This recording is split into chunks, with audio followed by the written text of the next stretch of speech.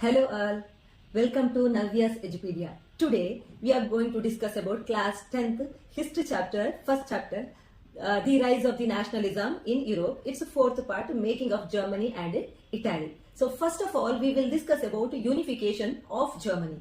So when we are talking about unification of Germany, who can be called as a architect of the unification of Germany? Can we call German army as the architect of the unification of Germany? Let's see. So in 1848, Prussia under its chief minister Otto Bismarck unified all German confederation. So before that, Germany was divided into 39 states. So credit goes to Otto Bismarck. So in his leadership, unification process of Germany was completed. So we can consider Otto Bismarck as the architect of the German unification.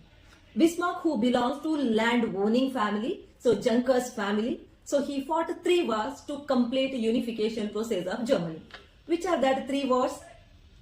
Okay, so first of all, war with Denmark in 1863 and war with Austria in 1866 and ultimately war with France in 1870. So 3 wars, 7 years and unification process completed.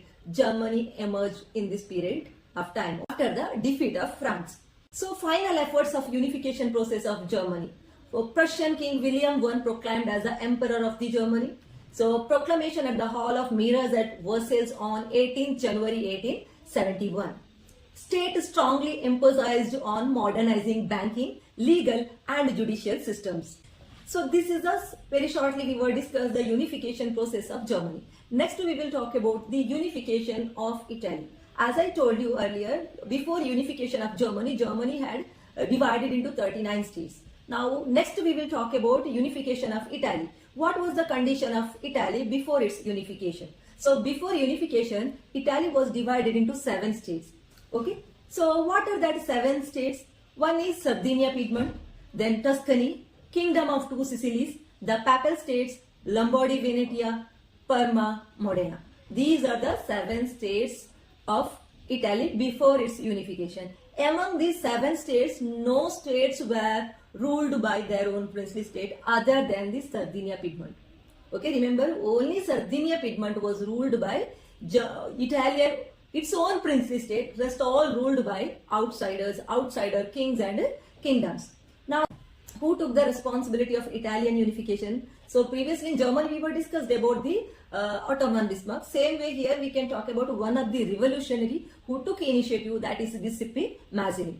During 1830s, Giuseppe Mazzini wanted to create a unified Italian republic, formed a secret society, Young Italy in 1830 to achieve his goals. So in his younger days only he was the member of the secret society. So he was a member of Carbonari. So later on he formed his own secret society, that is Young Italy, Young Europe. This all secret society formed by the Giuseppe Mazzini to complete the unification process of Italy.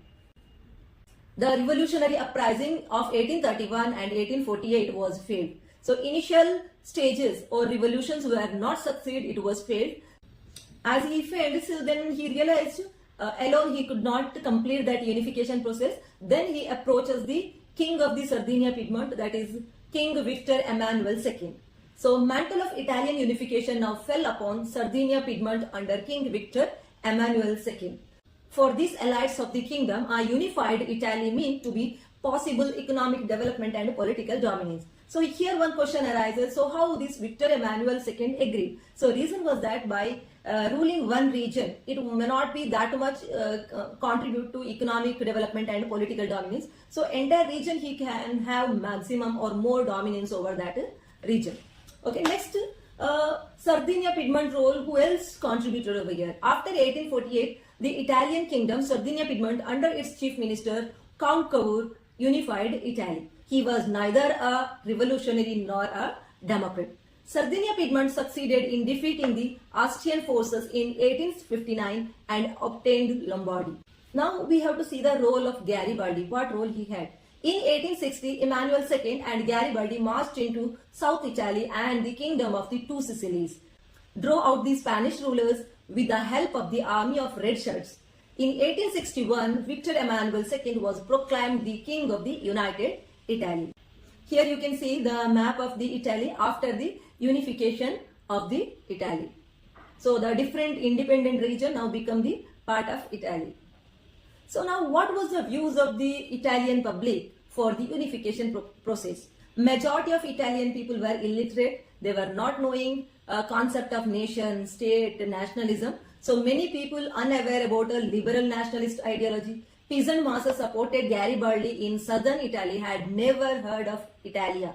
So they believed that La Talia was a Victor Emmanuel's wife. La Talia means here illiterate word of Italia. Like you could see in India, so there are people who are educated, we say school, and not educated, they will say school, station. So such a kind of, local slang, that is La Talia. So they thought La Talia the wife of King Victor Emmanuel. So king's wife actually kidnapped by enemy. So we are going to fight for they thought that a king's wife was kidnapped, so we are by fighting battle or fighting against the enemy, we are going to release the queen. So that is the common people's thought.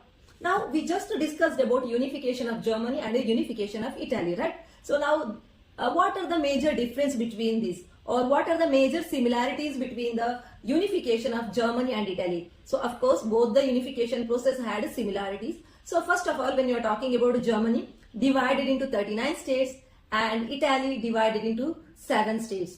Key role Prussia, one of the major region of the Germany, and key role Sardinia Piedmont, one of the major region of Italy. The only state before unification was ruled by its own kings and kingdom. Chief architect Otto von Bismarck. So we can consider the unification architect of the Germany, Otto von Bismarck. Leaders in Italy, that is Giuseppe Mazzini, Victor Emmanuel II, Count Cavour, Giuseppe Garibaldi. So near about 4 leaders were there. Okay. Next, attempt to unify Frankfurt Parliament at the Church Saint Paul. So before the unification process, but it was not succeeded. It failed due to the disapproval of the king. Okay. So when we are talking about Italy, north under the Austrian Habsburg, center ruled by Pope, southern region under the Bourbon kings of the Spain. Okay. So 3 wars when you are talking about Germany. 3 wars fought for 7 years with Austria, Denmark and France. So when we are talking about Italy, Mazzini formed Young Italy, Victor Emmanuel II unified Italy through war, and Count Cavour defeated Austrian forces in 1859, and Garibaldi drove out Spanish rulers. So different leaders had battle in different regions. So next when we are talking about Germany, January 1871, Prussian King William I proclaimed German Emperor. When we are talking about Italy, 1861, Victor Emmanuel II proclaimed King of United Italy. So you could see here the 10 years gap between unification of Germany and Italy. So this is the major concept of unification of Germany and Italy. So as we were discussed in earlier class also, when one of the leader, Austrian Chancellor Duke Metternich said, whenever France sneezes, the rest of the Europe catches cold. So unification process of Germany also we can consider that is influenced from the France. Next we will talk about unification of Britain. Whenever people discuss about unification of Britain, that is considered as a very strange and unique process. Now we should find out the reason why it is considered as a very strange and unique process. Reason is that it's not all about war, battle. So when we are talking about unification of Britain, so it took long process. It was a long process, near about 100 years to complete its unification, and it is not with the war or it is not with the bloodshed. Mostly parliamentarian process. So how the region of the Britain influenced neighborhood regions to add to main part of the Britain, that is a parliamentarian process. So the formation of British nation not due to sudden revolution. It was the culmination of a long drawn process. No British nation till 18th century. Remember, till 18th century there was no British nation. British Isles comprised 4 ethnic groups. So present day whatever we are seeing Great Britain, that is 4 ethnic groups are incorporated to the Britain, then it is considered as a Britain. Okay, what are that 4 ethnic groups? So that consists of Welsh, Scots, Irish and English. Had their own individual culture and political traditions. England steadily grew with the wealth, importance and power. So why English got more power? Because they were economically strong and politically also strong. So who was the majority people in British or England Parliament then time? That was these English people. Okay. So English Parliament chief instrument in creation of England centric nation state. So now these four regions are made into Britain, but when you are talking about which centric nation it is English centric nation. So as you hear the name of the Britain, you will connect with the English. English is not applicable to all the regions. Only one region used to speak in English, actually their culture, but they imposed their culture to other region of the England, or we can say that Britain. So now major role of the Act of Union, which was passed in 1707. Act of Union 1707 resulted in the formation of the UK, United Kingdom. So England imposed its influence on Scotland. British Parliament dominated by the English people, so they were able to impose their influence on the Scotland. Effects on Scotland. The Act of Union 1707 also resulted repression of Scotland's distinctive culture. Catholic clans of Scottish Highlands suffered repression when they tried to become independent. Scottish Highlanders forbidden to speak their Gaelic languages or wear their national dress. Several of them forcibly driven out of their homeland. Now, story of Ireland. What was the condition of Ireland? Ireland was divided between Catholics and Protestants. English helped Irish Protestants to establish dominance over the whole country. Catholic revolts, including one by Wolfe Tone, 1798, suppressed. Emergence of Britain. Ireland forcibly incorporated into United Kingdom in 1801. New British nation forced through the propagation of dominant English culture.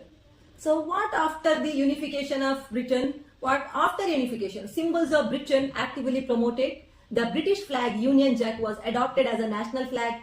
English national anthem, God Save Our Queen, adopted as a national anthem. Next, older nations remained subordinate to partner in unions. Rest all region, Welsh, Scottish and the Ireland or Irish regions were considered as a subordinate to the England. Okay. So English language was promoted. These are the major effect of the unification of Britain. Okay, we will stop over here. Take care. Bye.